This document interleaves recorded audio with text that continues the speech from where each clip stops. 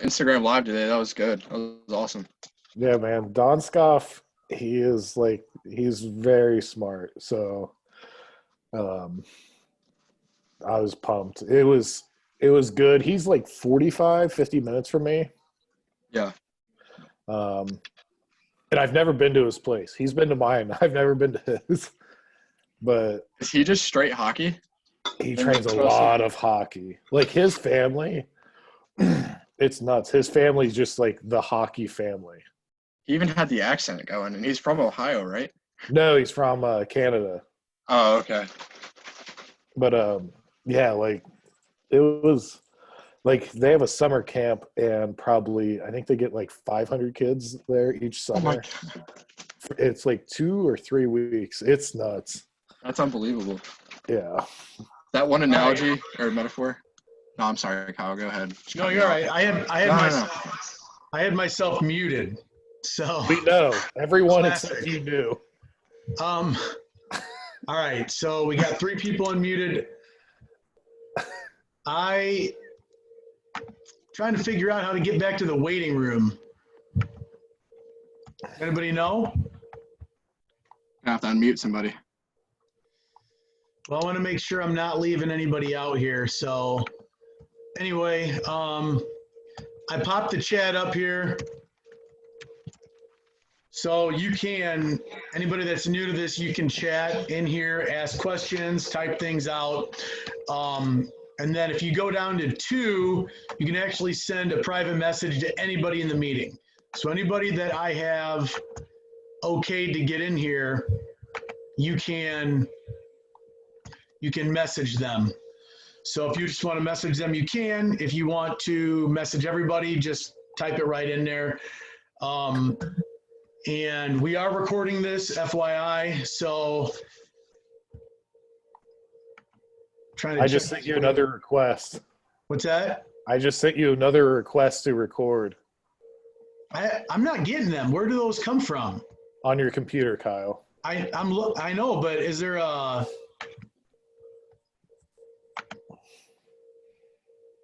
a special place where it comes from? I don't know. You don't know. Let's start talking about baseball and softball. Yeah, let's do it. So, all right. How do I share my screen? Does anybody know that? There's a share screen button at the bottom. Where? Bottom middle. You're on your laptop, right, Kyle? Yeah.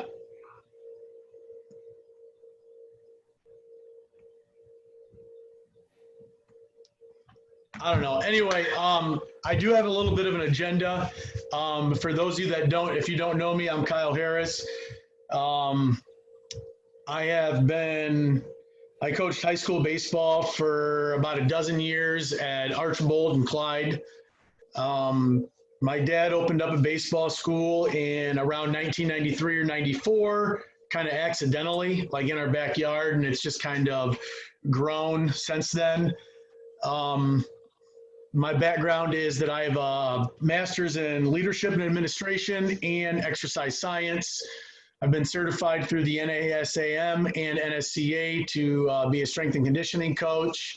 I'm going to stop talking about myself. And then the other person on here today is Nick Showman. He's the owner of Showtime Strength and Performance. Nick, you want to tell everybody about you a little bit? Yeah, my bio is not nearly as cool as Kyle's. I've owned Showtime coming up on 7 years. I started out as a assistant strength and conditioning coach at Denison University, then was an assistant at Granville High School for 3 years. And we got niched in with softball and baseball because our softball girls honestly just do very, very well. So it became a niche for me, and I have dove heavy into the research of training softball and baseball players based on our clientele. And so we have, I think in the 7 years the gym's been open, we've trained the state title team 4 years, and they were runner-up last year. I mean, as far as injuries are down, performance is up. And so my big focus, these guys bring in more of the technical side. and I'm more of the preparation as far as strength training, their speed, agility, and conditioning. Oh,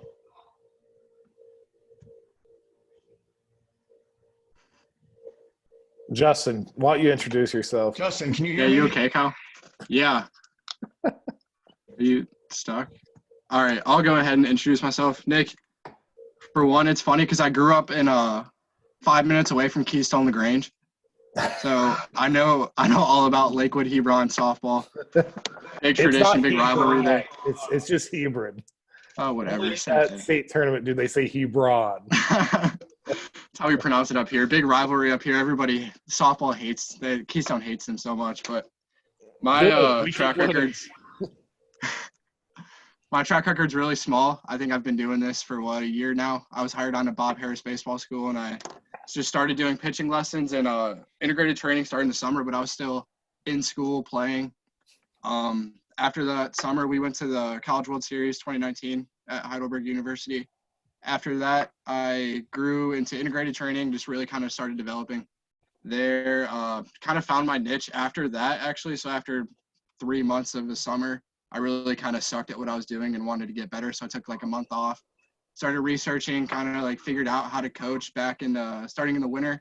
Really got into it, like really found how to coach, found my niche, and really started grinding there. I mean, I started electronic profiles for guys, started tracking all of our data, all of our KPIs, and really started to take off then. When I really came to my own was when I decided to go down to TCU and become a strength conditioning coach under Zach Dakent there. And I was there for 3 months until, unfortunately, had to get sent home because of the COVID stuff going on. But, yeah, that's my track record so far. So are you still working with TCU in any capacity? Actually, no collegiate coach, strength coach can work with any athlete in any fashion. They can't talk to them. It's kind of like a dead period for strength conditioning. Like, they can't talk to them at all. If they didn't have programming out before, it's kind of like tough luck. Like, you're kind of on your own right now in your home equipment workout. I mean, I know some coaches that are still reaching out to their athletes illegally. I won't drop names, but I mean, you got to do what you got to do. All of them. Yeah, exactly. Sounds like you need to start reaching out to some college kids right now. Small line programming. I just have to say, I just want to say after those guys introduce themselves that I've been blessed to meet some really, really good people in the strength and conditioning side of sports and the baseball, softball side of sports. And I have yet to meet a young person as versed as Justin, as intelligent as Justin. Justin has an ability to build rapport, to create programming. I felt completely comfortable, completely leaving our facility with Justin there and like not even doing programming. Like it was like after like 4 to 5 weeks, it was a godsend. As far as Nick goes, Nick and I actually used to like promote bodybuilding shows together. And Nick has some studs at his facility. Nick also squats like 1,000 pounds.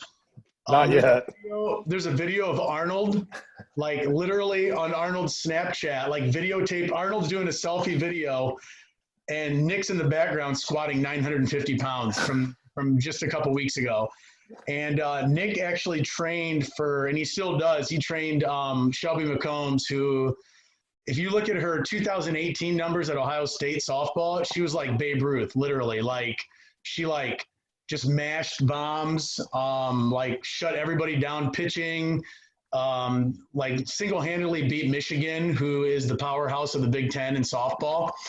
So, I mean, Nick's got some clout, and these are two guys that I really, really have a lot of respect for. And I will say that we have a lot of things we agree on, and there's a lot of things that us three don't agree on, which is great because in this talk, I think some of that will come out. I don't think we'll get into any arguments or anything, but you'll see a different side of things, and then how those three sides kind of, I think all three of us have underlying principles that are very, very aligned, but we kind of go about things in a different way. So you'll see that there's underlying principles that you have to have in strength programming and movement programming for kids, but there's different ways to skin a cat. Do you guys agree? Yeah. That's yeah, and Justin talked about. I did a Instagram with Anthony Donskoff earlier, and he's a hockey guy, and we're at polar ends of the strength training spectrum. He's a very movement, like fluid movement, single leg training, change of tempo, eccentric, isometric. Like some of the stuff he was telling me, he was talking about 30-second isometric holds. Like we don't do that, but we have different ways to gauge our athletes' movement and performance. So it's not good or bad. It's just we found different things that work for us that we feel confident teaching. It's awesome. The first thing, I had this sweet slideshow I was going to pop up that I made, and I don't know how to share my screen, so that's out. What I will do, though, is on Facebook and Twitter and Instagram, and then anybody that wants to email me, my email is battersbox@yahoo.com. If you guys email me, I will send you that slideshow. I will send you my outline that I'm going with here, so you guys have that. But I kind of wanted to see what Justin and Nick, and I'll let you go first. I wanted you to address like some of the myths of strength training for like youth. Just address some of them. Some of them. I have people ask me, because we work with kids 10 and up. I don't really train kids under 10. But the biggest one is, well, they shouldn't lift that soon. If you can sign up for competitive sports, especially the travel schedules now, you're old enough to lift. And strength training is, how do I say, strength is different for everyone else. I'm trying to squat 1,000 pounds. The kids in our facility are not trying to do that. You have to meet, strength means so many things. And I'm sure Justin at TCU, you've learned a lot more about the different kinds of strength and how to measure that. And you meet the kids where they're at. Strength training for a 10-year-old might be body weight squats. And that's when you can add in the isometric hold so they can learn the positions. That's still strength training. Just because it's not with a barbell on their back or they're not deadlifting doesn't mean it's not strength training. It's still strength training. Man, you said one of the myths or some of the myths? Or Some of the myths. More is not better. I think a lot of people look at our programming and they think it's pretty lame because it's not like kids don't puke when they leave. Like they actually feel good when they leave our facility, which is fine. And there's workouts that, they're going to be tougher and they're going to struggle to finish, but those are few and far between. The main goal of this session is to learn a movement pattern, to gain some strength, gain some ability. It's not to kill your athletes every time. I'm trying to think. When people say get in shape, I don't think they understand what they mean. Get in shape for the goal you're going after is the big thing. And how we need to look at aerobic system, energy systems, demands of the activities we're trying to be in shape for. I think those are probably the biggest myths I hear. So what you're saying is, I'm just going to jump in and kind of summarize here. You're training energy systems. So if you're training baseball, softball, what energy system are we using? Mainly anaerobic. I mean, it's not, our kids don't need to be good at running a mile. Okay, so baseball, softball are explosive type sports, correct? Yeah, 60 and 90 feet. That's all I care about. So anything. Like a pitch. How many seconds does a pitch last? Yeah. 2 seconds. How long? 2 seconds. I was going to say 3. Yeah, I would say less. From start to release, that's less than a second if you're moving right. And hitting's the same way. And then the other thing that you addressed was, everything is scaled to what an athlete needs. So where you are trying to squat 1,000 pounds, a 10-year-old needs to learn how to move their body. So doing a body weight squat the right way is strength training. And once they can do that, giving them 5 pounds is strength training. And before I let Justin go, I'm going to jump on my soapbox here. Sorry, Justin. Nick, you and I have talked about this. People say they shouldn't strength train like younger kids, 10, 11, 12 years old, but we let 4th, 5th, and 6th graders put shoulder pads and helmets on and run into each other head first repeatedly.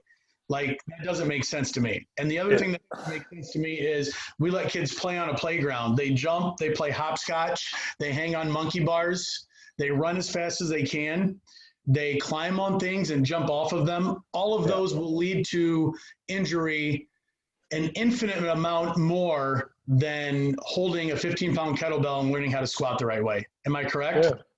Yeah, and I mean, parents have their kids bring groceries in and move mulch bags and everything else, but for some reason when it's a 10-pound kettlebell, it's like the worst thing in the world. Correct. So awesome. All right, Justin, your thoughts. So something that will probably be intriguing to like everybody watching this is that when baseball players come into TCU, and I don't know if anybody knows anything about TCU baseball, but it's an absolute powerhouse. They were team of the decade in the Big 12, and they're in the Big 12 for 6 years. So that just goes to show. I mean, you look at the left field wall, they're in the World Series, I think 4 or 5 years in a row, which is absolutely unreal. But I say that to say this. When TCU freshmen come in, they have 4 weeks in the summer. So like first week of June until the end of July, they come in and they go through a positions block, which is that kind of like what Nick was saying. It's like an isometric block where they learn how to move. And I mean, I have kids at the facility who are like 10, 11 years old who are more advanced than some of the college guys that we bring in. So you have to assume the worst, but also you're teaching positions, like you're teaching how to squat with the body weight.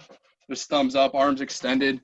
You teach split squat like a single leg stance. You teach how to hinge properly, just pushing the butt back like you're trying to close the car door with your butt.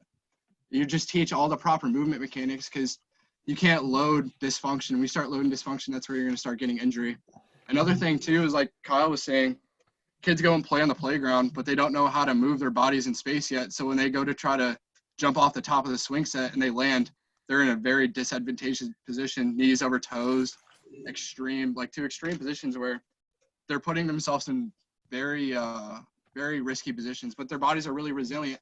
So that's what strength training early doesn't even need to start with. Like you can get rid of the strength part, just put in the training, teach like movement training is a better way to term it. right. But when you teach you teach kids to move their bodies in space, they're going to be able to not only perform better, but they're going to be healthier for a long lifetime. But you teach the proper movements of life, not the proper movements of sport. So that's in my awesome slideshow that I can't post. That's one of the things I had. It was like a question. It said strength training or movement training, and it was like this whole thing. And that's with this shutdown for coronavirus. I've been doing Facebook Lives for my phys ed class. For those that don't know, I teach elementary phys ed. So I see 5 to 12-year-olds all the time, all day long. And that's what I talk about that all the time in my Facebook Live videos and in phys ed. I talk about the things that we're doing in class, the movements, like we need these for everyday life. Like when you mow the lawn, like if you have a push lawnmower, you've got to be able to contract your lat and everything in the posterior chain to pull that. When you are older and your grandma and grandpa have to reach for something, they have to be able to reach. Like these are skills that we need to build at a young age, not just for sports, but for life in general, because if we build the foundation for that, those skills are going to scale when you're 15, 20, 30, 50, 60. As long as we keep active, we're going to keep those. And those are really important. And one of the benefits of strength training is building bone mass and bone density. And if we can build bone mass and bone density at an early age and continue to move throughout life, we're going to have greater bone mass when we're 70. And that means when we reach for things, if we get it into an awkward position, we're not going to hurt ourselves or break a bone, or, we're going to be able to care for ourselves for longer. And that's really, really important, not just in sport in general, but that was great. The next thing I wanted to talk about was addressing GPP versus SPP. And for those that don't know what that means, GPP is general physical preparedness, and SPP is specialized physical preparedness. And the main question I want to ask is, well, Nick, I'm going to let you talk about this because you are huge into this, and you have trained under Louis Simmons, who is probably the greatest powerlifting coach. So I want you to talk a little bit about GPP versus before I get into my 2 questions that I have on that. I'm going to pass it to Justin real quick, just because I want his take first. Because you don't want to use Louis' words in a PG program, do you? No, I just want to hear his. I know my input. I want to hear his first. All right, Justin. So, like you said, general physical preparedness is GPP. That's usually what we would run on, honestly, athletes up until like professional Olympic level, because that's the adaptation. The adaptation energy is like, you want to give the minimum effective dose to an athlete, especially at the youth level. You don't want them doing depth jumps at 20 inches and then dropping, landing, and then going right into a vertical jump, because their body doesn't need to use that adaptation energy yet. They just need to jump, sprint, and go through proper movement mechanics. So that's what I'm going to interrupt you, Justin. I'm sorry. And the only reason I'm going to interrupt you is that brings me back to something that you guys were talking about earlier, and Nick mentioned. As a independent or private training facility, sometimes there's this expectation that when kids come in and train, there's almost this feeling that the parents want to see their kids sweat. And that's not necessarily hard work. Like anybody, it doesn't take any kind of intelligence or training or good coaching to make a kid sweat, breathe hard, or be tired. Anybody can do that. Like I literally could get my 8-year-old daughter to come out and she could make me tired, sweat, and probably vomit just by telling me what to do. That is not smart, hard work. That's increasing athletic performance and building the bodies the way that we need it. The other thing is, and you and I have talked about this, so I'm going to address it quickly, is we have a kid that is in 7th grade that comes to our facility that throws 82 miles an hour. That is a phenomenal mover. I mean, he's absolutely phenomenal. And I created some programming for him that Justin has actually taken, and he has regressed it for the reasons Justin's going to talk about. And it's very, very highly intelligent. And that's what I mean. I'm 40 years old. Justin's 21 years old. And I'm punting to him on some of this because his take on it kind of brings me back from the clouds on I want to push this kid, and Justin's saying, hey, this is what we need to do. And Justin's right. So I'm going to let him go. So yeah, we can talk about the athlete for a second. He, 7th grade, throws 82 miles an hour, and we don't want to ruin him. Obviously, I didn't throw 82 miles an hour. I still don't even throw 82 miles an hour, and I'm 21 years old, and I played college baseball. So, yeah, I talked to Zach Dakin about this, and he had just one thing to say. He was like, don't mess up an athlete twice. So you don't want to introduce something too early to an athlete to where you actually, when they're ready for it, you introduce it to them, and their body has adapted to that stimulus or has been introduced to that stimulus before. Now there's nowhere to go up. There's nowhere to progress from that. So he throws, he's an elite athlete. So we keep just doing what we're doing and keeping it as simple as possible. And when he reaches a point where he's peaked, then we introduce new stimulus, new training adaptations. Then we get over that peak where, I know you've probably seen it. You might even been that athlete back in the day when you were in middle school and you peaked early and you were a kid who was hands above, like better than everybody else. So that's what we don't want to happen. We want to keep him progressing. So we're going to regress everything. We can even go back to a positions block, teach him proper movement mechanics, and maybe that even carries over to him on the mound where he's moving even more elite than he already is, and maybe he gets up to 85 by 8th grade. Then when he's a freshman, then we can start introducing strength training. Then he loads that proper movement, and then after that, maybe he gets to 90. Sophomore year, we start including even more strength training. We eventually get up to velocity-based training, oscillatory training, a bunch of stuff that we can go down a rabbit hole on. But keeping the training adaptation as simple as possible is honestly the best way to go with youth athletes up until a degree where they reach a peak. Then you include new adaptation energy, and then that's when you reach over that peak and you create new peaks where you can keep going. Awesome. That's great. Nick, before I let you go, I'm going to ask my first question. Why is developing high-level skills without general preparedness a recipe for disaster? I'll use Shelby actually as my example, and it's the same thing as what Justin just talked about, actually. Shelby threw harder in middle school than most of the girls throw in high school now, and even some of the college level pitchers. But the problem is when your skill level goes way up and your base is way down, at some point that's going to give, because you're a high performing athlete. So you're learning high performing compensations. At some point, those are going to give if you don't have strength and the GPP to fall back on. The GPP is just your base. So you have a triangle. Oh, God. That's something. So imagine this is a triangle. Those are powerlifters' hands right there. They look way worse on screen. All right, so triangle, GPP is your base, and the SPP is your, the top of the pyramid. So the SPP is to complement the GPP, and vice versa. So, but the GPP has to come first. That's the biggest thing. I mean, I see it all the time. We have girls that, 7th, 8th grade softball, they're studs. And then by 10th grade, they can't play because of injury, because everyone else is caught up. Or like Justin talked about, like, they've already learned all the tricks to throw fast. There's no more tricks for them to throw fast. Now, if they come to somebody like me or like you guys before there's an injury and we can add strength to that, then that's going to be a benefit. But if they just keep pitching, then by the time they get to me, they're usually injured. Like most of my clients come to me because they're injured. They don't come to me because we're the best at training softball players. They come to me because they were good at playing softball. They got injured and they want to not be injured so they can play softball again. That's the only reason Shelby started strength training. So,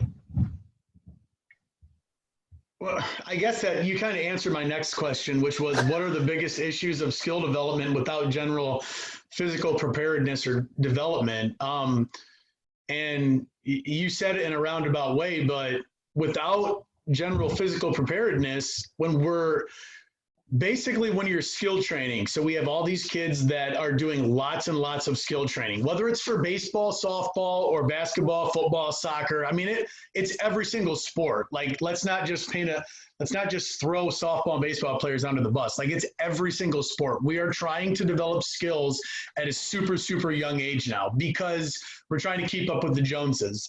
And basically what happens is we're developing these skills and we're highly technical at these skills, but we don't have the foundation to prevent injury, which means we do not have stability, mobility, or the ability to decelerate. And that is where most injuries occur.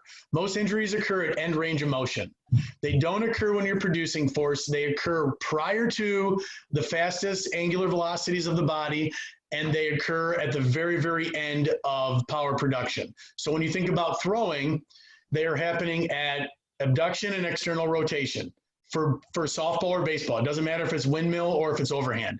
When you're talking about hitters, you're talking about, at maximal torso and hip separation. Like the spine can't handle the force of what your body's producing, and when you're super skill dominant, like in a sport like baseball, where it's really, really fine motor skills to throw and to hit a ball, like you're going to have a lot of torso domination, which is going to put a lot of pressure on the lumbar spine. And then, I know a couple of years ago, we were seeing tons of pars fractures because kids did not have spinal stability. And we're seeing tons of Tommy John injuries in Little League elbow because we're not stabilizing at the scapula. We don't have that strength in the pelvis, in the lumbar area, in the thoracic area to support high velocity rotation at the lower back, pelvis, and at the shoulder. And we don't have the ability to then transfer that energy the right way and decelerate at the elbow. I'm going to backtrack on what Kyle just said. And I'll say stability is number one. What was the last thing you said? Decelerating? Decelerating would be number two, and I'd put mobility number three in that, in those group of things you just talked about. Without stability, you have nothing. Most of our girls now have low back injuries, and it's because they can't produce stability through their hips in a pitching or hitting motion. And it's just, you have so many energy leaks. It's very frustrating because it's a really simple thing. Like If you can't plank for 30 seconds, you should not be playing travel baseball, softball. I don't care. I've told college athletes that they should not go to college because they can't do very basic things. Like it's not being mean. It's a risk. Without stability, trying to perform high velocity movements, it is the injury risk. And every sport to a degree has a injury risk associated with it. But man, like if you're going to be a D1 athlete and you can't plank and you can't do a body weight pull up, like come on. Tie it into academics to make it real easy. I mean, if you can't multiply 3 digits, you're not going to go to college for calculus. You know? So if you can't plank, I mean, that's basically like 2 times 2, actually. If you can't plank, then you probably shouldn't be swinging a bat as hard as you can or throwing a ball as hard as you can. You know, and what we see a lot of is kids that arch up, and then rotate. So what they're doing is they're arching up to clear space, which is actually when you're hitting, it's reducing your space. And then we're trying to rotate on our spine instead of stabilizing the pelvis and the low back and then using the pelvis from the ground up to initiate movement. And I see it. I just started in November working with softball pitchers, and I see it a lot in softball pitchers. Like they stride left to center if they're righties or right to center if they're lefties. They arch they arch their back, you know, stick the butt out, and then they create space for the arm to come through. And it's just, I don't know what kind of load or force they're putting on the low back, but it can't be good, one. And they're obviously, like you said, there's energy leaks. And the same thing goes with overhand throwing, same thing. I mean, so if you can plank, then you can stabilize your hips. Now we can move outwardly from that. And we can do things like a lying pelvic tilt with marching. And we can do things like, banded torso rotations where we're holding on to a posterior pelvic tilt as we're starting to turn the pelvis. And then we can start to move out to more sport-specific type stuff where we're moving faster. Yeah, and I don't want anyone to get confused. I do not think a body weight plank is the best exercise ever. I'm just saying if you can't do that, you should probably regress your training until you can.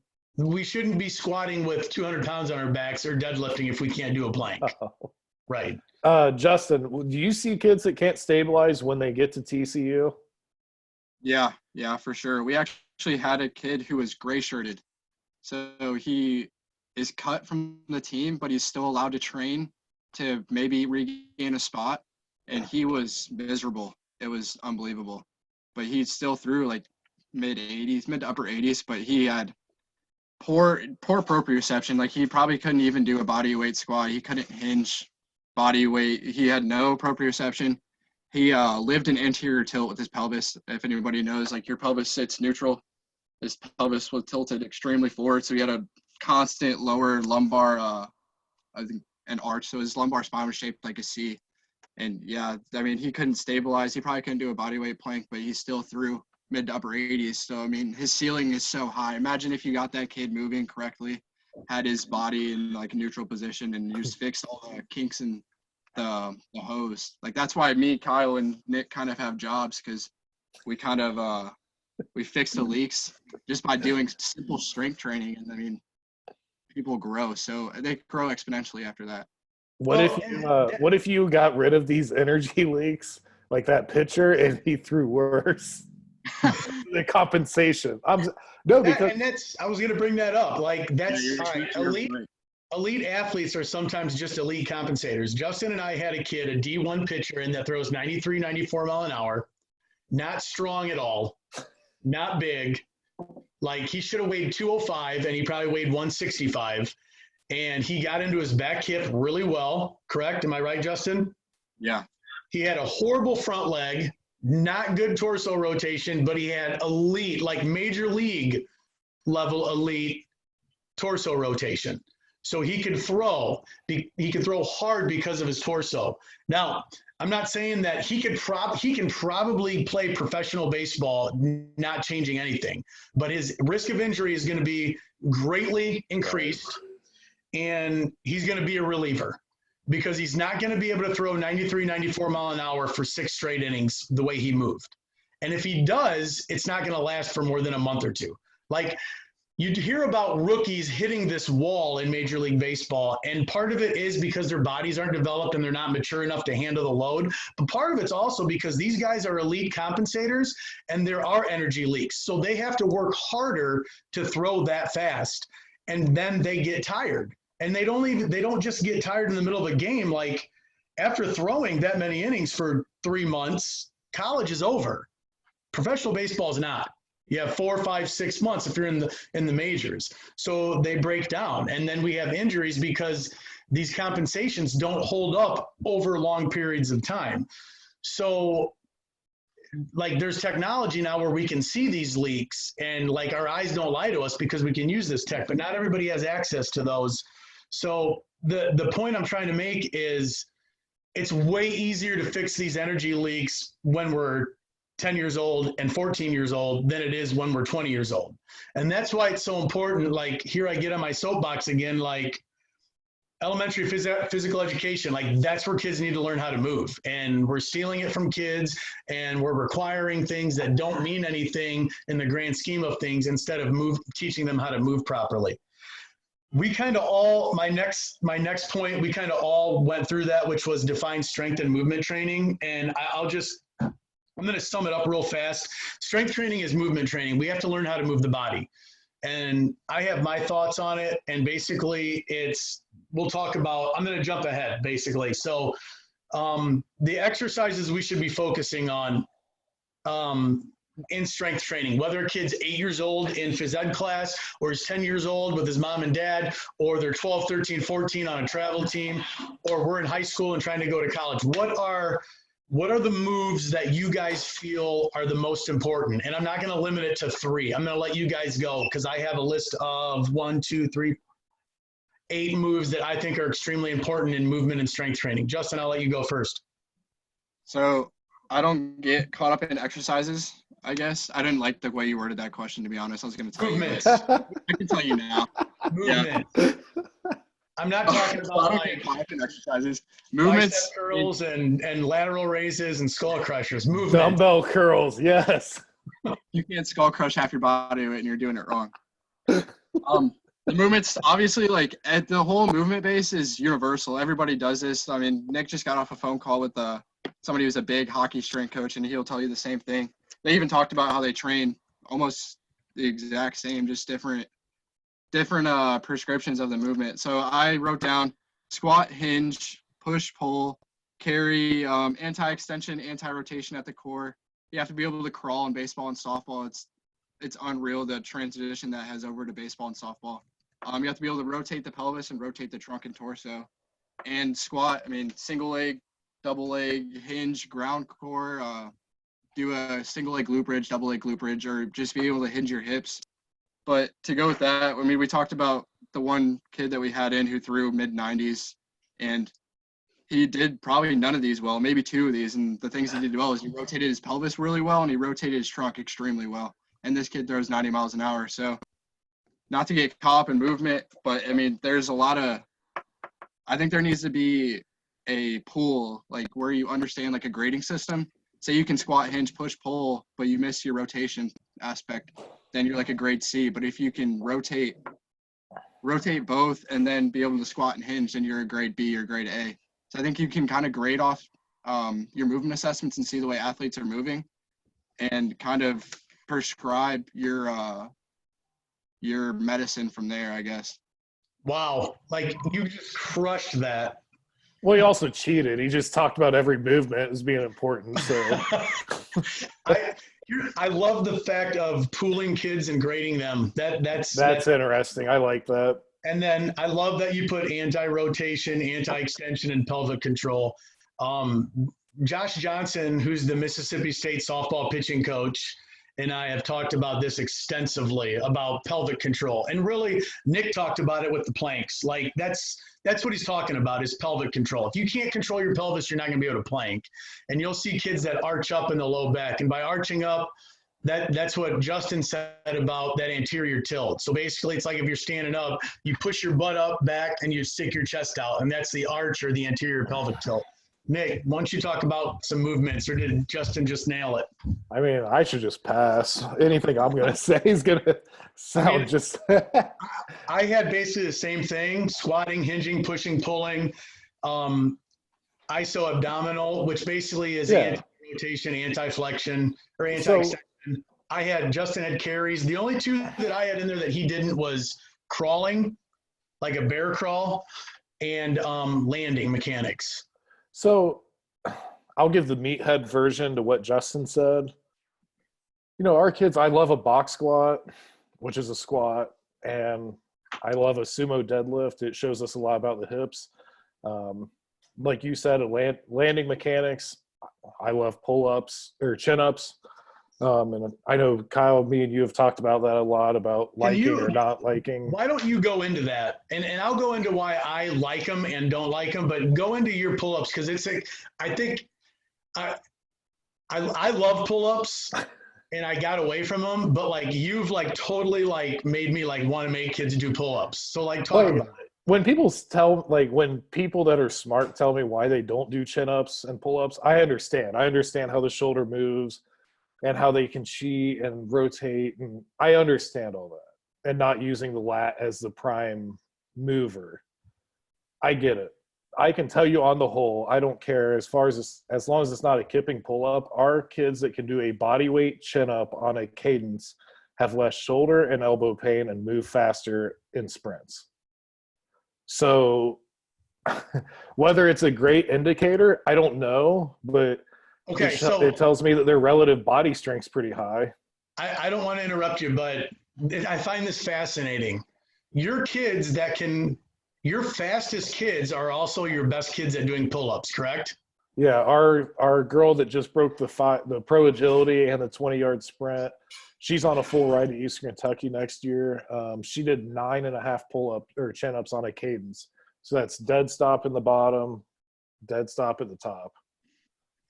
Now, so I'm going to talk about a guy named Dr. Josh Heenan, and he's got this thing called the 90-mile-an-hour formula, and one of them is you're able to deadlift a certain amount of percentage of your body weight. I think it's 2.5. Justin can correct me. I think it's 2.5 times your body weight. Correct, Justin? Yeah, that's right. Okay. So one of the reasons that not only is it not you can throw 90 mile an hour, but it also you reduce your risk of having elbow injuries. And part of that is grip strength and stability. So my theory on Nick's pull-up thing is that if you watch kids run, and I'm going to pick on my daughter, when she runs, she's not an efficient looking runner, but she is above average. When she sprints against kids she plays sports against, she usually is in the top 2 or 3 if she doesn't win. But kids that can do pull-ups can stabilize their body. So when you run, you have less wasted movement. You are way more efficient. Same thing with when you're throwing or hitting. If you can do a pull-up, that means you can stabilize your body. I just think it's fascinating that Nick has this thought process, because I got away from doing pull-ups, and the reason is because my mind sometimes tracks towards the elite athlete. Like I'm thinking like Corey Kluber, Max Scherzer, what's the risk versus reward for them with doing pull-ups? It's probably not great, because probably skewing more towards the risk factor, because the lat, which you're working in a pull-up, is an internal rotator. And when you're throwing, you're internally rotating a lot. Also, when you're doing pull-ups that are overhand, you're tweaking the elbow slightly. When you're doing them underhand, you're putting a lot of stress on the bicep. Correct. And these guys are moving so fast, and they're doing so many other things that the risk versus reward might not be there. But 99.9% of strength coaches are not working with Corey Kluber and Max Scherzer. We're working with 10-year-olds and 15-year-olds that have a hard time bending down and tying their shoe with proper mechanics, let alone throwing the ball as hard as they can the right way. Here's what I'll say. If you're really worried about your kids getting hurt doing a bodyweight chin-up, you have much bigger issues. Yes. 100%. And it goes back to your plank thing. Like, these are the same kids that are playing 100 games between travel ball and school ball. Like, come on. You're telling me a body weight chin-up's going to be what hurts them? That's what, and Patrick Murphy, the coach at Alabama, softball coach at Alabama, talked about that. He's like, I have legit physical freaks that play for me, my softball team. They're studs. And he says, we have 10-year-old girls that are playing 3 times as many games as my college kids. Yep. So, I mean, that's an issue in and of itself.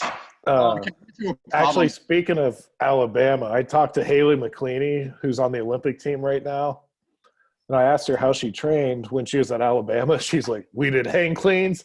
We sprinted every day. We jumped, squatted, and deadlifted and did a lot of pull-ups. Dude, Patrick Murphy is a stud. I heard that guy talk within 5 minutes.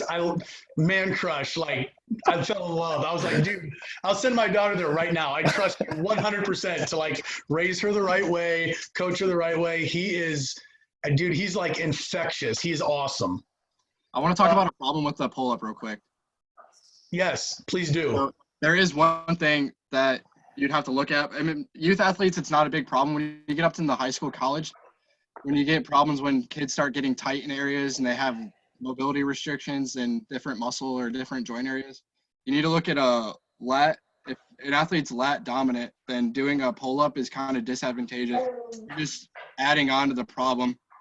So in that case, you probably want to do more horizontal pulling to compensate for what is the dominant muscle in that area. Getting lat dominant, you're getting too much internal rotation. I imagine Kenny can probably thinking about this right now in his mind. But you're getting too much internal rotation to limited external rotation. That's just going to be, disadvantageous, and there's going to cause problems along the road. So those athletes should, correct me if I'm wrong, those athletes should be doing like inverted rows. Yeah, inverted rows, any kind of horizontal pulling, dumbbell rows, Y's, T's, I's, anything that's just training the rhomboids, the delts, anything that's in the middle instead of the dominant lat. We've got to make sure we're showing our intelligence, because we have Kenny and Bill Zartman in here, and they're both physical therapists. So we don't want to look like idiots, Justin. My wife's in the other room. I'll just reference her for anything that sounds really smart. She is too. Yeah, that's right. All right, Justin, I'm going to let you go here first. List some of the benefits of strength training. Why should we be having even our youngest kids, 8, 9, 10-year-olds, why should we be doing some kind of movement or strength training with them? Is strength ever a weakness in No. anything? Boom. That's it. I'm writing that down. That's going on my shirts. Strength is never a weakness. Like Kyle, you mentioned it earlier. Bone density, you're increasing the size of your bones. I don't remember. This is way deep into my undergrad freshman year 4 years ago. So you're not going to talk about osteoclasts and osteoblasts and those things? Osteoblasts, building more bone on top of bone. Yeah, so you're building your bone density. I mean, when you get older, it's going to prevent injury. You're going to be what they would call big boned, because you increase your bone density so great. I know I didn't start weight training until I was about 14 or 15. And I look back at it now, knowing everything that I know, is I wish I started when I started to be able to walk, doing just like my dad had me doing body weight squats. I think about, like, when I have a kid, I'm going to have him squatting and hinging and pushing and pulling when they start moving. Just being an obsessed father. But yeah. I tell my kids every single day in phys ed, you should squat every day. Because if you look at a 2-year-old squat down and play with Matchbox cars or in the dirt, like, it's perfect. And then they watch adults move, and they lose that ability, and then they get, an age after they have that first growth spurt, and then they start to lose it a little bit. And then they get into 3rd, 4th, 5th grade, and they start to get through puberty, and it just gets worse and worse and worse if we don't address that. I catch myself turtle shelling and rounding my back every time I have to pick something up from the ground, just like a max effort deadlift, trying to max out just because I can.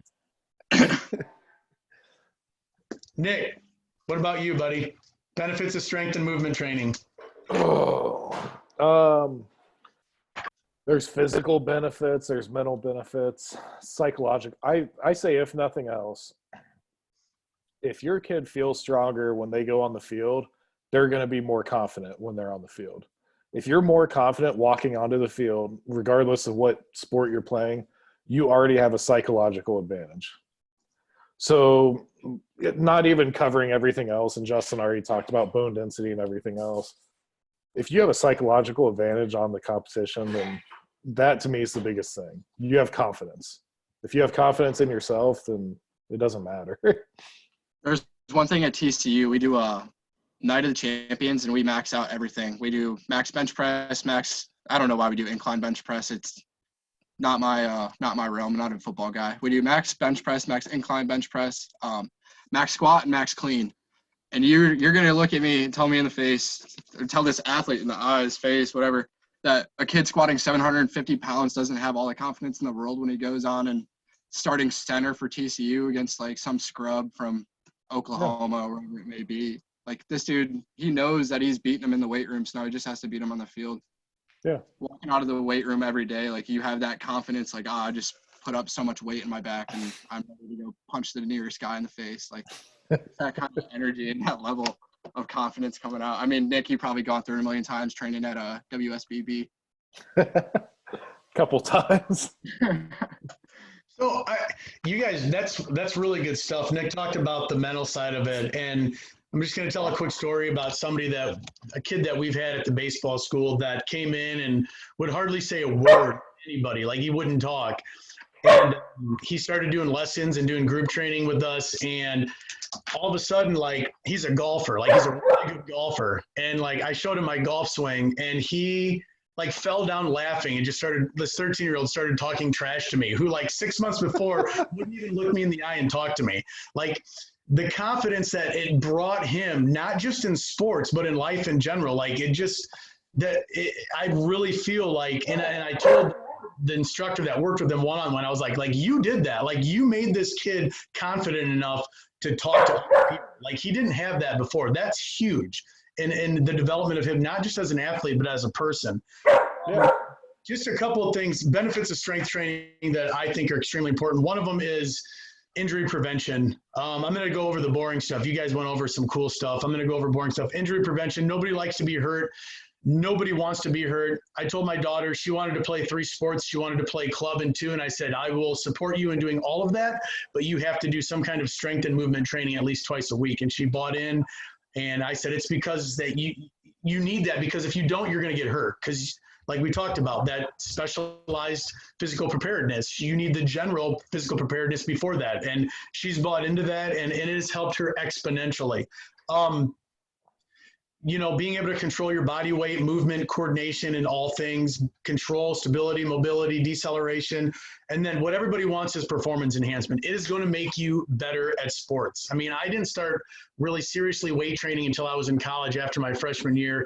And I went from a 7.660 to a 6.860, a 5.140 to a 4.640, hitting like basically no home runs in my life to hitting home runs, running fast.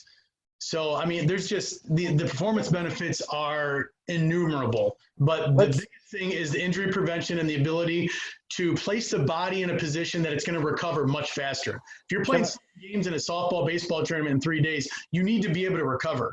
You're going to be fresh on Friday. You're going to be tired on Saturday. You're going to be dragged on Sunday. If you're strong, you're going to be able to sustain that throughout and perform better than everybody else. Can we talk about, you just talked about you went from 0 home runs to like 1 home run the following season. So you got better. With you guys, is the hitting or throwing velocity what you see a bigger impact when you add strength training to your kids? It's a really, really hard thing to answer.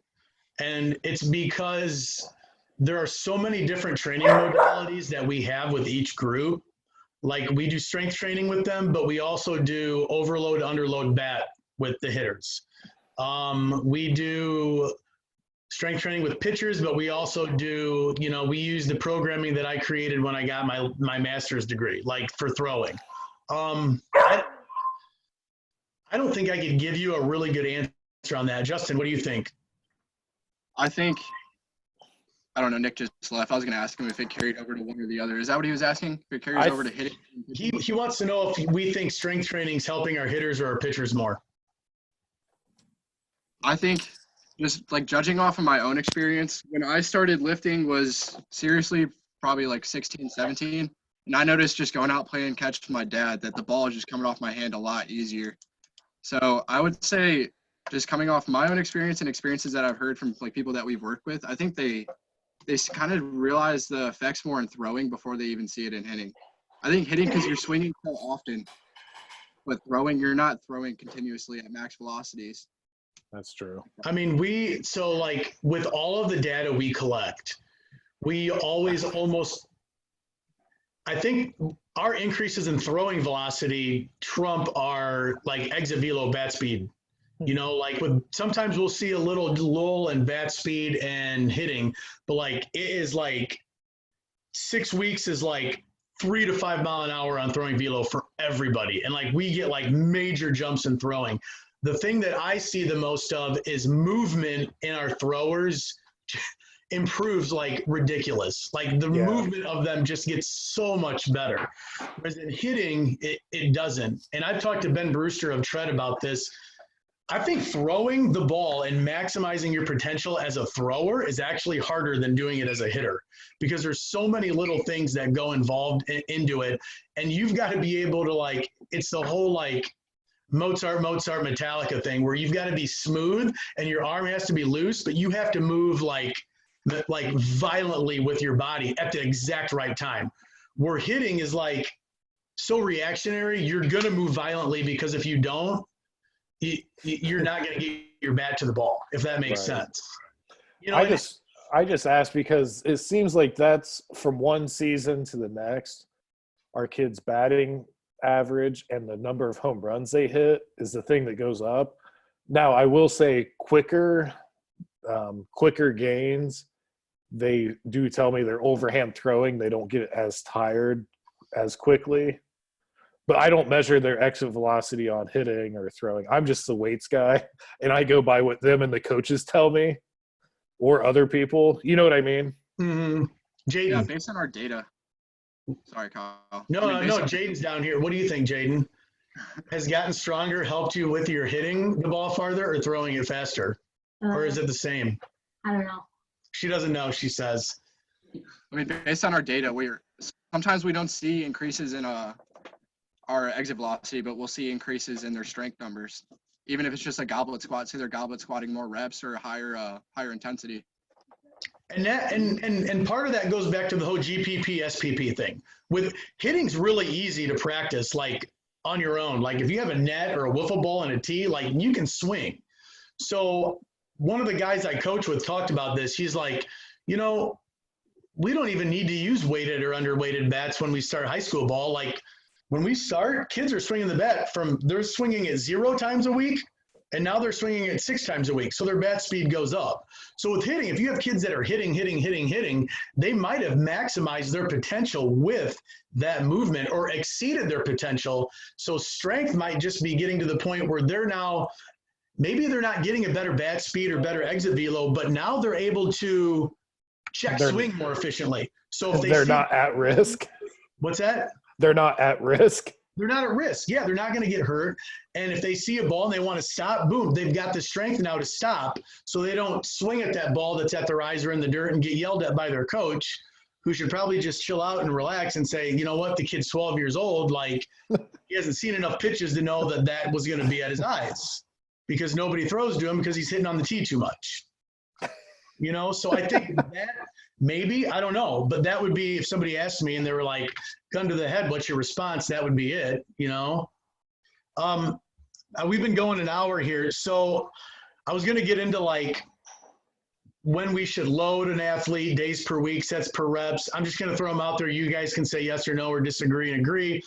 Days per week, I like 3. 2 is great. I think for youth, 12 and under, 2 is an awesome amount of time to train. As we get through the middle of middle school, 8th grade and on, like if you're in the beginning stages of puberty, I think you should be lifting 3 days a week if possible. Sets and reps, I don't like anything over 6 because kids don't have enough mental focus to do any reps over that and everything gets ugly after that. So I like 6 reps for sets, 2 to 4, depending on the movement. If it's like a hip hinge or a squat, I like 4. If it's a push or a pull, I think we can get away with 3. What do you guys think? I'll let Justin go. Yeah, the mental focus is definitely something that you have to think about when you're coaching youth athletes. Even in hitting and throwing, like the skill work, you have to keep the rep schemes low. So you can't just have them go through 100 balls in a lesson, because then Kobe Bryant says something. He's like, you can train for 10,000 hours, but if your brain's only there for 2 hours, then what have you actually accomplished? So you want to. That means, so you guys all the dads and moms and adults, read the book Peak by Anders Ericsson. Read the book The Talent Code, because it talks about deliberate practice being different than purposeful practice, and purposeful practice being different from regular practice. There's a continuum. Practice is what most of us do. Purposeful practice is what the good or better than average people do. Deliberate practice is what Kobe Bryant does. All right, go on. Yeah, so if you prescribe 2 sets of 20 to an athlete, they're going to do 20 reps, 40 reps in total, but they're going to do maybe 5 of them right, then 35 of them, 35 of them are going to be wrong. So you want to keep the rep schemes low and the volume and intensity pretty low, so that you know what you're seeing. You can coach on the fly, but you also know that they're doing it correctly and to where you want them to be coached at, to the level you want them to be coached at, if that makes sense. Yeah, we want filet mignon reps, not sloppy Joe reps. What else was there, Kyle? I'm sorry, I lost where we were. Just talking about, just basically that. Like, when should we load an athlete? Like, if an athlete can squat their body with perfect form, then you can give them a weight. And if they can do that weight with perfect form, then you can give them more weight. It's all about stability and technique. Once they have the technique down, that's when you can load them. It doesn't matter if it's 8 years old or 80 years old. Like, you load an athlete when their body moves the right way. Yeah, I've actually had I've had 8th grade girls squat but somewhere between 135 and 155 pounds in our gym. And I've had 11th grade girls that are squatting a kettlebell. It's not so much an age, it's their training age and meeting them where they're at based on proficient movement. And I'm not real crazy about, you can't hold a kettlebell until you can do 10 perfect body weight squats, because sometimes an external load is a feedback to get them into a proper movement position. So knowing how to load that athlete based on how they're moving without weight can help. Nick taught me this years ago. He said, you're teaching a kid to squat or deadlift, and if they can't, like, if you give them a load, if you put 135 pounds on the bar, they're going to lift it wrong one time, and then they're going to learn how to do it. Like, the same thing with the farmer's carry. They're going to do a farmer's carry wrong one time, and they're going to learn how to do it the right way. Like, and you look at a lot of older people that lift weights and watch them do a body weight squat and it's trash. And then you throw 200 pounds on their back and it looks perfect. So yeah, an external load to some degree can be a great way to teach movement. Yeah, I agree. Yeah, and we focus, like with our younger athletes, we focus on like sumo kettlebell deadlifts before loaded squats, working the hip mobility, getting them to fire their glutes. It just seems easier for the athletes to move from the ground up with a kettlebell sumo deadlift than it does with a loaded barbell or something like that. You asked about sets and reps. With our high school, college kids, main movements are like 5 to 6 sets usually. Accessory lifts, 3 sets. With our younger kids, like middle school athletes, I think we pretty much follow the same model, it seems like. 4 sets on main movements, maybe 5 reps, and then 2 to 3 sets on accessory lifts and finish with conditioning. Because they can't, the more sets you go on with younger kids, the more they're going to lose focus. 100%. High school and college training too, you got to look at the adaptation that you're trying to accomplish. So if you want somebody to put on size and get stronger, you want to give them more reps, more volume, so they're under the bar, under tension longer. But if you want somebody to get more powerful, then you need to keep the reps lower and the intensity higher.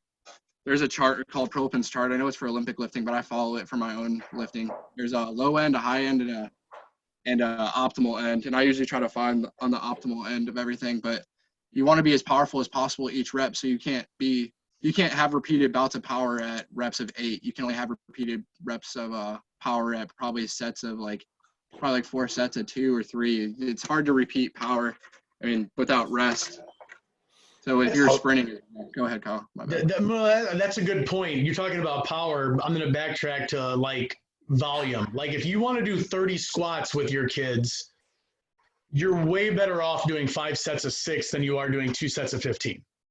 You're going to get way more out of that, because even adults, after 8 reps, all right, so when I was a bodybuilder, I would do squats of 12. And I guarantee you, I can tell you 100%, after the 7th rep, I hated life and I just did it to do it. So my form and technique was probably complete trash. So if I'm doing that as a 24-year-old that has a very, very specific goal, what do you think a 12-year-old is going to do when you're 15 squats? They're not even going to do the first one right. They're going to think about rep 15. They're not thinking about reps 1, 2, 3, 4, and 5. But if you tell them to do 5 reps, now you might get that deliberate practice on at least 3 of them, and you might get purposeful practice on 2. So they're going to learn that movement much better than doing 2 sets of 15. And you're doing the same amount of reps. So I'll say this. So typical powerlifting stuff, you do squats in sets of 2. With our athletes, we've been doing our dynamic effort, repeated effort, whatever you want to call it. We do sets of 3. And here's the reason. And I learned this from Dan John. 1 rep's going to be perfect. 1 will be terrible. 1 will be okay. So I can live with that. So we do our dynamic effort work in sets of 3. Yeah, and dynamic effort's trying to just move the bar as fast as possible, increasing that power output, correct? Yeah. And we almost always pair that up with accommodating resistance. Our kids, after 6 months of them training with us, they pick up that I don't care what their 1 rep max bench press or squat is, but we're always using some form of accommodating resistance based on their maximal output. We can adjust it to each athlete. It's really easy. But that just helps with acceleration through the entire range of motion. And not only that, what's extremely important about that is Dr. Greg Rose of TPI and On Base U talks about different tent posts of kids' development. When a kid is growing really, really fast, that's not a great time to work on strength and hypertrophy. So from 0 to 8 years old and then in puberty, those aren't times to work on trying to build mass. Those are times to work on moving fast, because what happens is our bones grow faster than our tendons and our muscles, and it puts us on a natural stretch. And because we're growing so fast, our motor control is really, really low. So to try to learn new techniques is difficult. But if we move extremely fast, those are the time periods where we can teach our body to move fast. So from 0 to 8 or 9, and from 13 to 15 or 16, that's when we should be telling kids, run as fast as you can, turn as fast as you can, throw as fast as you can, jump as high as you can. And that's what the accommodating resistance really, really helps with that. And it also gives tension, so you're actually packing your joints into a tight position, so you're actually decreasing your chance of getting injured while you're training. Justin, were you going to say something? Oh, yeah, I was going to ask if you I guess, how do I word this? You look at the strength to weight ratio, I guess, when you put somebody in dynamic effort. Did you just throw somebody who moves efficiently and has good performance numbers with their squats, and you just throw them into a dynamic effort method? Jesus. Can you reword that a little bit? So do you make sure that somebody has reached a certain number based on their body weight in the squat before you start doing dynamic effort with them? Do they have to produce so much power before they can actually start producing the power and speed, or strength and speed? For us, no, just because of the timelines we're on. If I was at a high school or college setting, it might be a little bit different, because you're getting to those athletes for a set amount of time. We use the dynamic effort to push our max effort, if that makes sense. So we do it sort of in reverse of what Lou talks about, using your max effort to push your dynamic effort. We use the dynamic effort to push the max effort because it's safer for us to tell our kids, move this weight as fast as you can. And because our kids are youth athletes and not top end lifters, we just use that as and me and you have talked about this through text before. We gauge our percentages. We just find week 1, you're moving this weight fast. Do your sets with this. Week 2, we need to go up like 5 to 10%. Week 3, we need to go up a little bit more. So that's sort of how we gauge our athletes. And the accommodating resistance and the dynamic effort, we won't worry about that till they're in high school and have a decent training base, if that makes sense. Yeah, they need to have a specific training age before you start throwing accommodated resistance and speed training on top of that. Yeah. I know you have to have a like strength threshold before you can actually start producing power, because when you have like a youth athlete, they don't have enough strength, they don't have enough force to produce it in the ground, where they can't even there's no reason to throw them under a dynamic effort to introduce power, because they don't even have enough strength to produce power, if that makes sense too. So I will say this. Yes, I agree with you 100%. A lot of our youth training looks very linear, while a lot of our high school and college training looks very more conjugate with some linear progressions. Does that make sense? Yeah. So linear, you're just talking about progressive overload. You're just adding weight to certain rep schemes. Yep. And pretty much staying at the same reps and just trying to gradually add a little bit of weight. Yeah. Or staying the same weight and adding reps. But yeah. But then as their training age progresses, we switch into more of a conjugate where we're rotating the emphasis each training session. What you're saying is absolute strength is extremely important to be able to produce absolute power. Yeah. And what do we need to be proficient at before we work on absolute strength? I lost bigger biceps. Here, I was trying to lay out a little progression, like movement first, absolute strength second, then power. Would you guys agree or disagree? I wouldn't say absolute strength. I would say movement first. Yes, I have no issue that. Yes, if you can't move, refrain myself. If you can't move, well, don't load. I don't, unless you're using a little load as an external feedback. But I wouldn't even say absolute strength. Most of our middle school training looks like hypertrophy training. What adults would do and be considered as hypertrophy training. That's most of our middle school training. Because you're trying to load the nervous system with extra reps and build some strength. Yeah, and they do need hypertrophy. They do need some reps. And they need some strength. So then I don't worry about their training intensities and everything else until they're further in their development. So you're circling back to what Justin talked about. There's no need to go give the athlete the minimum to create the adaptation you need, so there's something left in the tank when they're 15, 20, 25 years old. Yeah.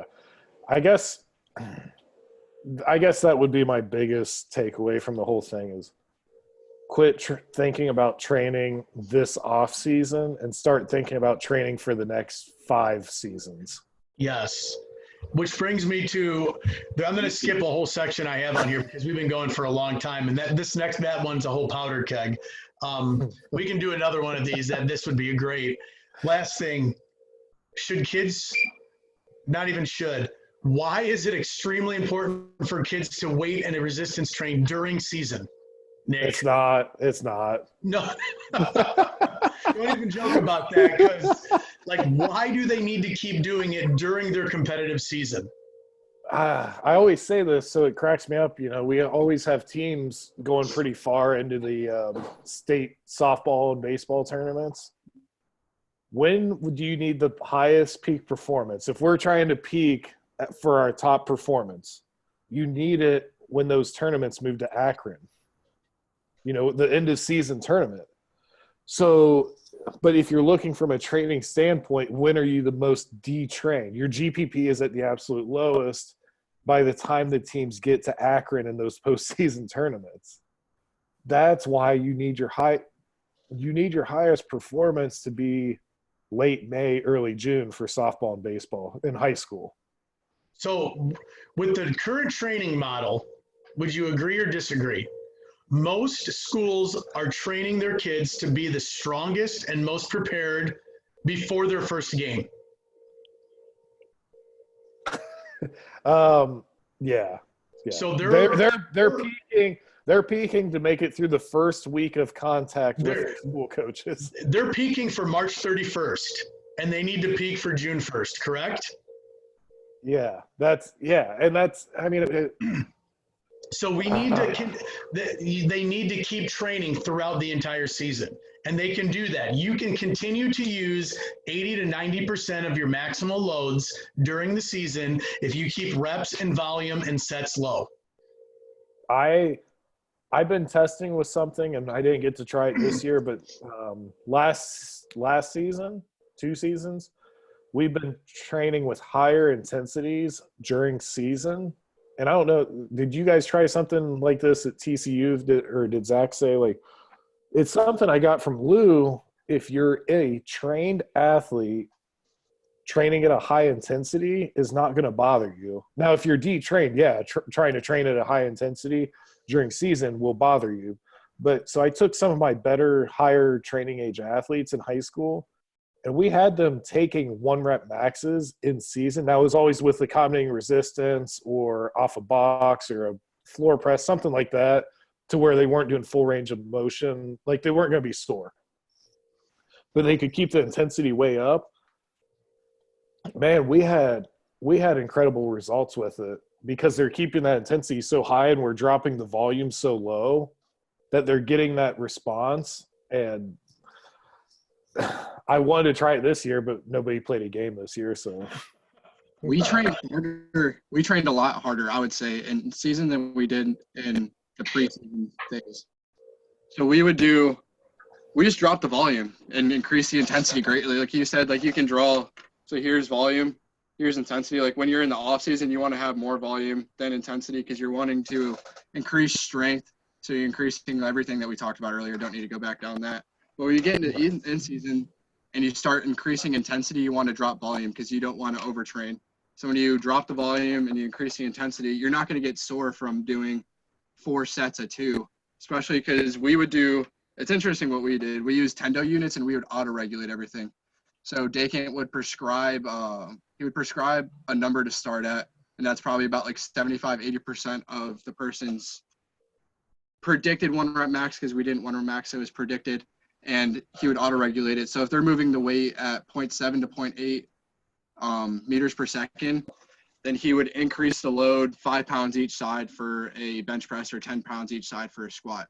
So if they're feeling really good that day, which that's what the auto regulation comes into play. It's like, if they're feeling really good, then they can maybe 1 rep max that day. But if they're not feeling good, they're going to stay at the prescribed load for that day. Does that make sense, guys? Oh, yeah. Yeah. that's exactly what we did. You're never going to get sore from doing a lot of intensity. You can go max out right now, and you're probably not going to be sore the next day. But if you're going to go do 2 sets of 20, you're going to be pretty sore probably tomorrow because you're doing so much volume and so much work. So here's my analogy. So if people don't understand, if you have 2 athletes and one of them is detrained at the beginning of the year, that means they're weak. So they're going to be weak on March 31st, and they're going to be weak on June 1st. And if you have a really strong athlete that's strong on March 31st, and they don't train during the season, they're going to be weak on June 1st. So all that work that you did to get stronger than the person that was lazy and didn't do anything means absolutely nothing at the end of the year, because you decided that you didn't need to do anything because your coach told you he was scared you'd get sore.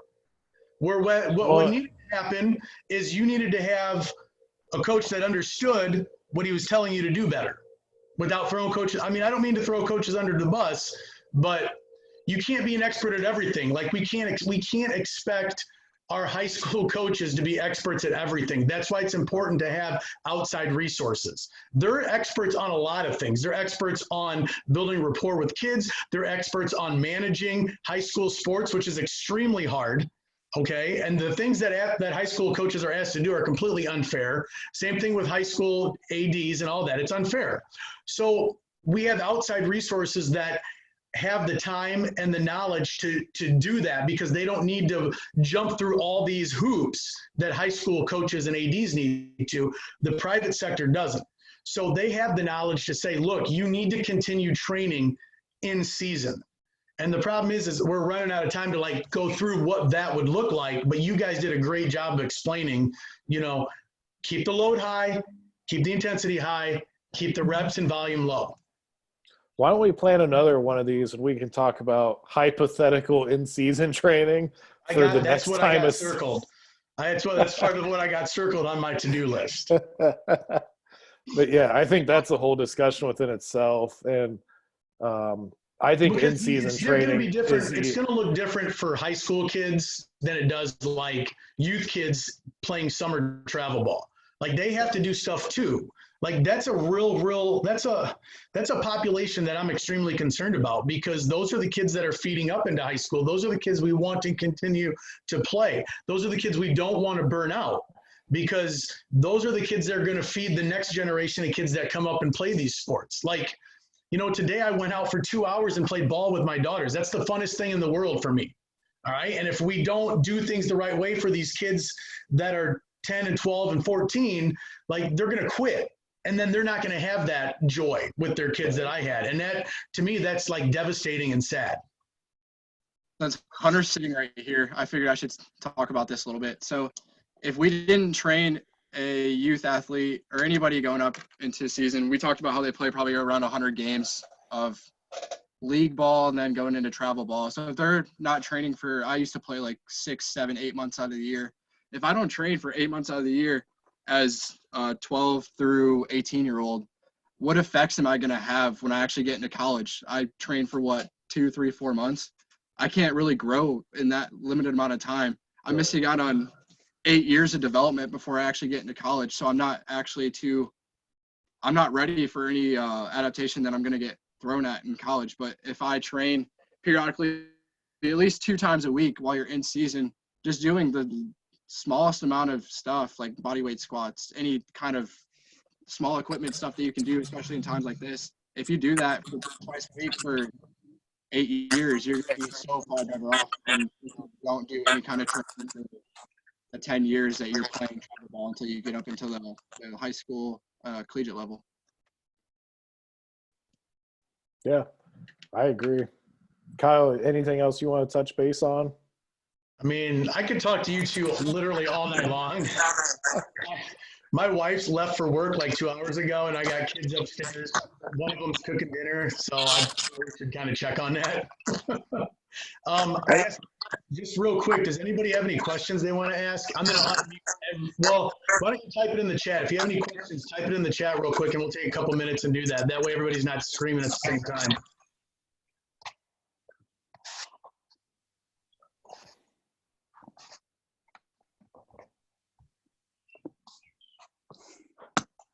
Nobody's chatting us.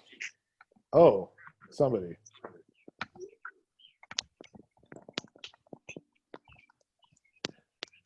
Rich, I saw that about the squatting before pitching, and I don't know the science behind it. I've heard of it.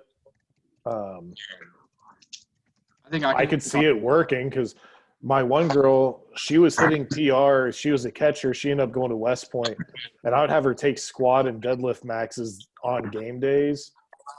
She'd hit like a 5-pound PR. We'd move on with the workout, and I asked her how she felt, and she said she hopped out of the catcher's position. Great. So I can talk about the science a little bit real quick. So that's kind of considered post-activation potentiation. Usually that's done with a plyometric. So you just do a pretty heavy squat or kind of compound lift like a squat or a deadlift. And then you'd wait around for a couple minutes, and then you go do a max vertical jump, and your vertical should increase. So that's saying that you're going to produce more force in a time scheme. So probably just how they would go warm up and then do a max effort lift before they would go out and throw. Then when they would throw, they're producing more force in that limited amount of time, and that's going to go out and help increase their throwing velocities.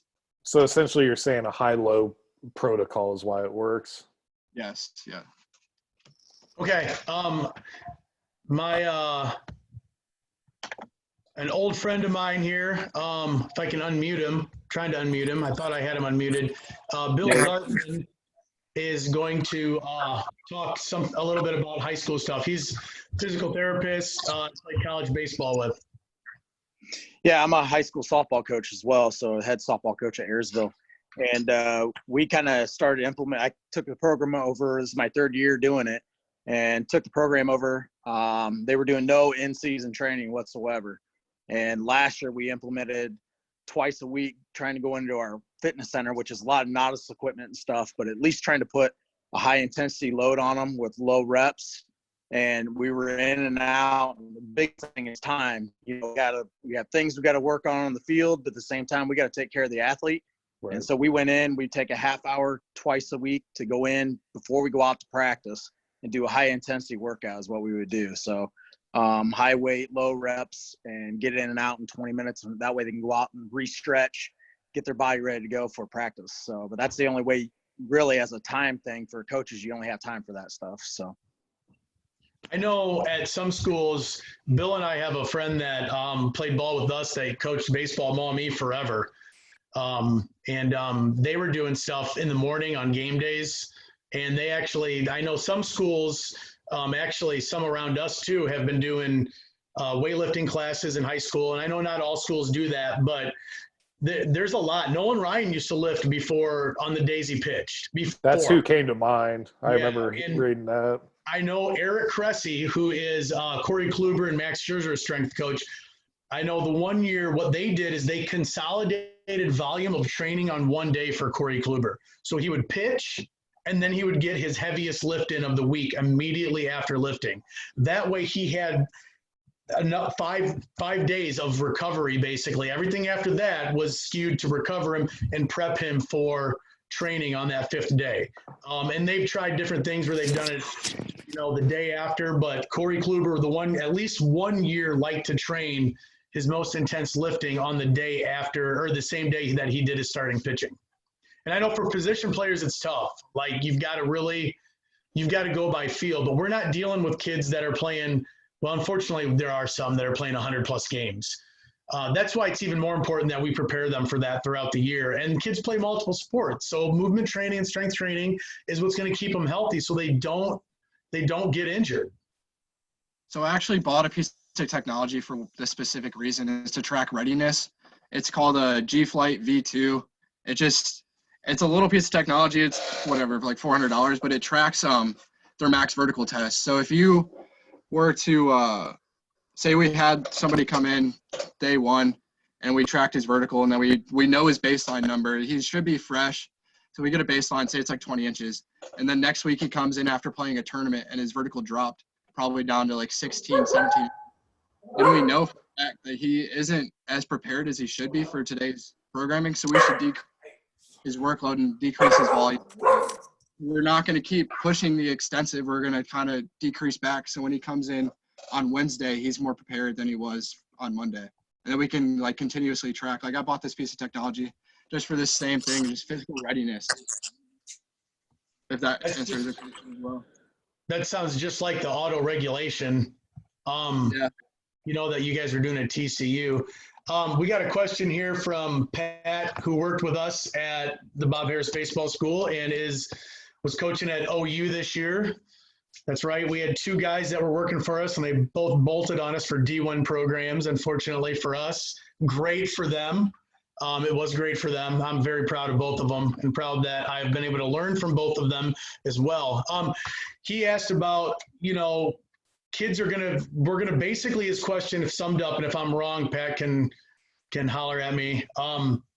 Kids aren't doing anything, and then we're going to ask them to go play games immediately, and they're not going to be in shape. And he asks what they can do, one, and two, do we do we think it's beneficial for them to get something like resistance bands to train at home? Yes, I think they should get resistance bands and train at home. The problem is Amazon is basically sold out on resistance bands, and they are about 2 times more expensive than they were 3 months ago. So good luck getting those. But if you do have bands, Ben Brewster on Twitter @TreadAthletics has a video of at-home workout that is absolutely phenomenal. That is amazing. I've stolen exercises from it to do in my PE classes online. It's awesome. I mean, my favorite exercise that I saw him do was leg curls with a desk chair, a rolling desk chair. And he's got some great stuff on there. And Ryan Johansson, the assistant hitting coordinator for the Chicago White Sox, is doing something called the GOAT Experience, which is completely free, 5 days a week. I think it's 3 hours of training on Zoom, where every single day there is at least a 15-minute block where they're going over at-home mobility and strength. So 5 days a week for at least 3 weeks, and that's completely free. It starts at 3 p.m. Eastern Standard Time. And there's all sorts of things. I mean, he has 15 major league organizations are represented. A ton of D1 programs have coaches or players talking. Ex-major leaguers are doing talks on there. So that would be a great place to share. Like I said, it's free, but just movement. I'm actually doing a talk on there, and I was creating my outline today. And basically one of my points is this is a great time to learn how to move. If you don't have weights at home, it's a great time to learn how to move.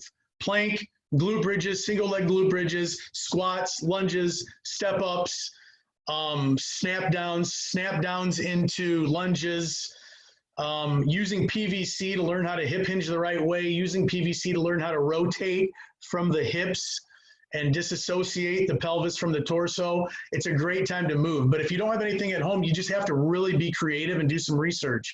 Backpacks with books or water bottles, little lunch pails with water bottles, tube socks filled with change to do plyo work. I mean, there's a lot of things to do, but if you can get your hands on resistance bands, more power to you, because you can squat, hip hinge, you can press, you can pull, you can do anti-extension and anti-rotation work. Pat, this is actually what my presentation is going to be on with Johansson as well. One thing I would say is that it doesn't cost anything to jump and sprint. So I think this question is probably for your brother. So I'd make sure that he's sprinting at least 3 times a week and doing some kind of vertical, broad, or lateral bounds. So he's increasing his power, and that's the lowest residual effect is sprinting and jumping. You're going to lose that in 7 days. So you want to make sure that he's doing that continuously, so when the season comes back up, you might even see increases in his sprinting ability and his power output, which might carry over to throwing and hitting as well. Another thing with lifting too is this is what I've been doing because I don't have enough weights in my basement for myself, Nick. I would say that you're a strong guy. Do more eccentrics. So try to stay under tension as long as possible. If you don't have as much resources, try to just go down as slow as possible for like a 10-second eccentric and then shoot up. So you're doing, I don't know, you're going to be working under tension for as long as whatever feels right for him. But I'll do eccentrics, a lot of single leg work. This is a good time to get strong on a single leg. It's a good time to just do a bunch of time under tension and master movement. So I'm going to take this a different direction than they did. I am actually really scared for a lot of our athletes because of this time off. I think it's going to help a lot of them, but I'm scared that the tournament directors for summer ball are going to go straight into full go participation, and doing body weight exercises and all that is good, but we're missing a period of development that a lot of kids usually have to prepare for their season. And I'm really nervous about how it's going to affect them if let's say this ban gets lifted and tournaments are full go. I don't know. I really hope that there's something, a buffer period, at least 2 weeks, 3 weeks, an acclimation phase. I hope coaches and tournament directors can put their money aside to realize that. Nick, you and I talked about this, I think, the other day, I believe. about how I was scared for baseball players because I don't know what they're doing throwing wise, but the one subgroup that's probably going to be okay are your softball pitchers because their parents and them are freaks enough that they're out there throwing all the time, pitching all the time. Like, Yeah. you know, their GPP might be awful, but their SPP for pitching is absolutely like, you know, like elite. And I did a Zoom call the other day by myself, and that's the only, it was like 20 minutes long. All I talked about was now is the time for you guys to train because most people aren't doing anything. Right. You can get such a jump start right now if you train through this period, whether it lasts 2 more weeks or, you know, 22 more weeks. Like, train hard now because eventually this will be over. And if you train consistently, the compounding effect on that is exponential, and you are going to be that much further ahead than everybody else that didn't do anything. Yeah, I agree 100%. It's going to be a big time in college too, because a lot of people I know aren't going to be training. They're going to be sitting on the couch.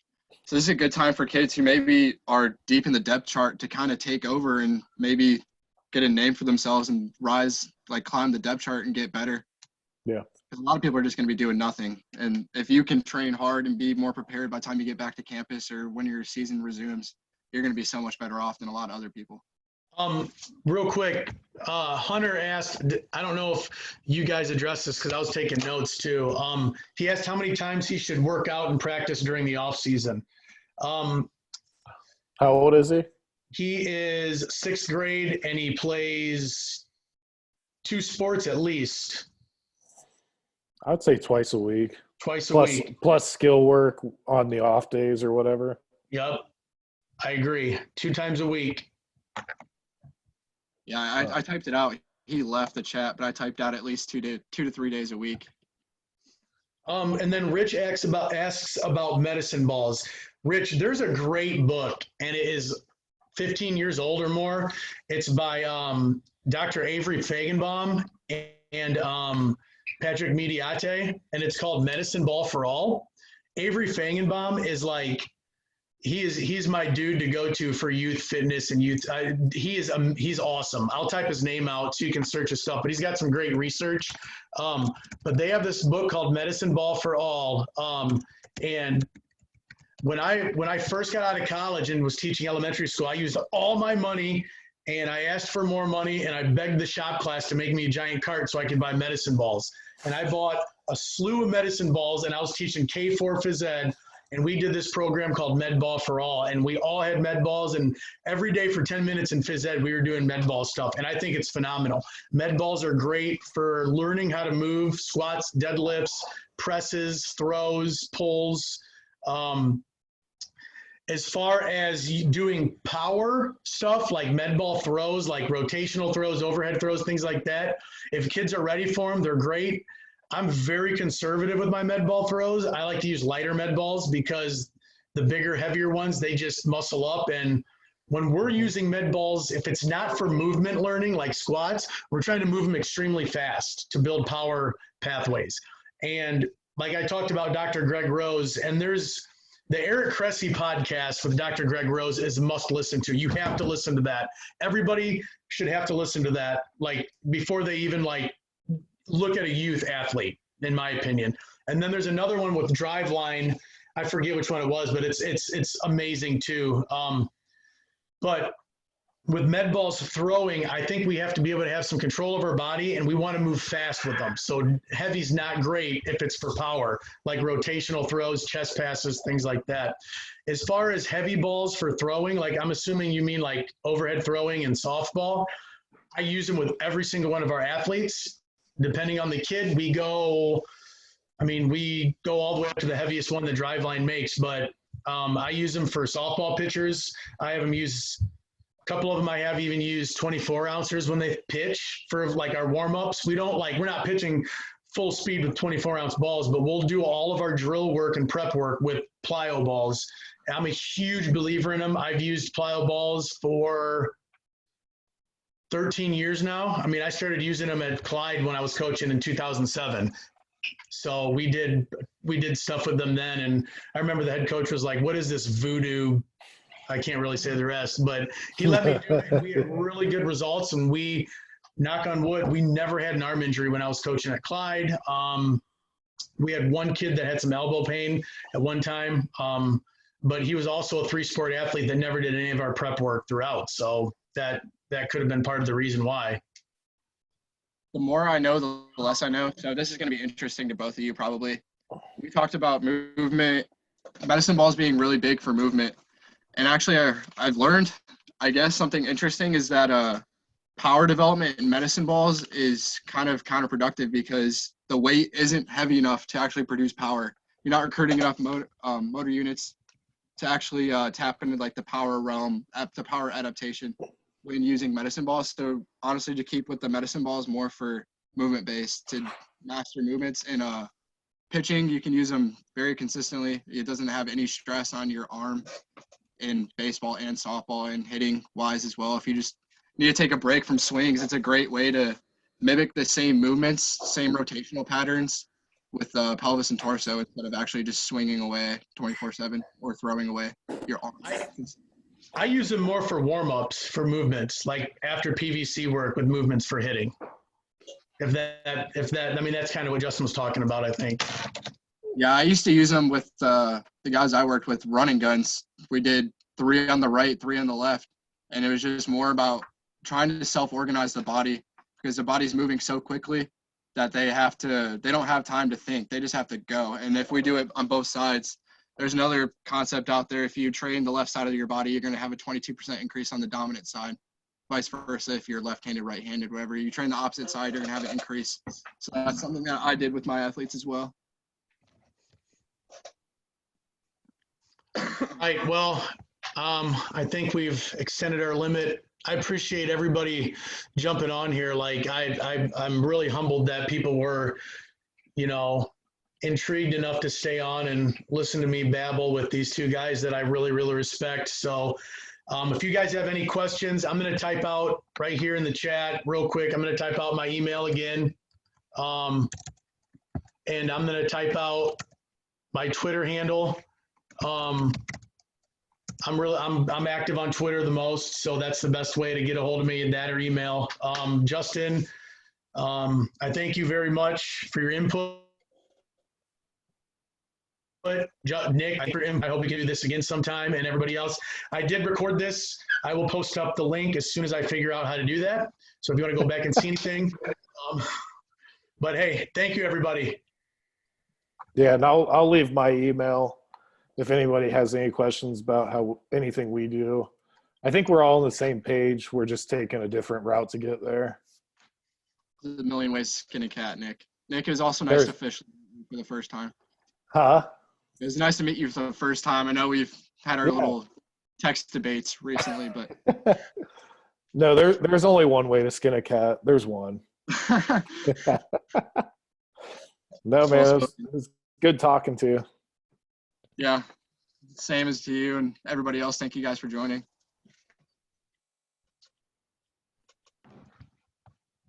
How do we leave this thing? Peace out, everybody. I don't even know how to stop it. I'm done.